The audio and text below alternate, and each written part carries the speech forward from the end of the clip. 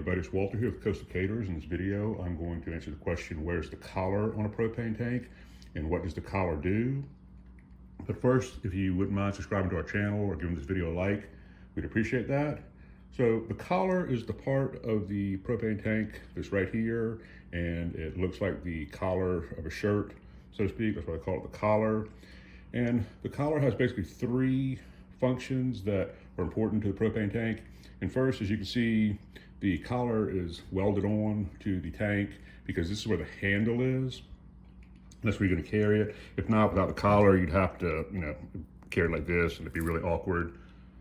So that's the handle. That's an important thing. And you'll see there's two other openings, and this opening over here is so that you can access the bleeder valve that's over here.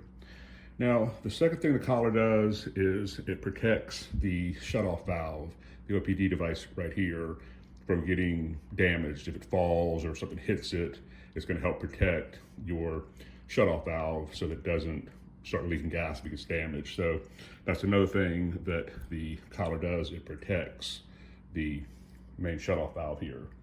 And the other reason that the collar is important is it also has like manufacturing dates, manufacturing location, but one important piece of information that's on the collar is the expiration date of the tank. And you can only keep a tank for 12 years before it has to be refurbished. And that's why it's important to know where the expiration date is and why you have to return the tank, because it needs to get refurbished every 12 years. And that information on the collar. So this is where the collar is and what the collar does on a propane tank. Once again, this is Walter with Coastal Caterers.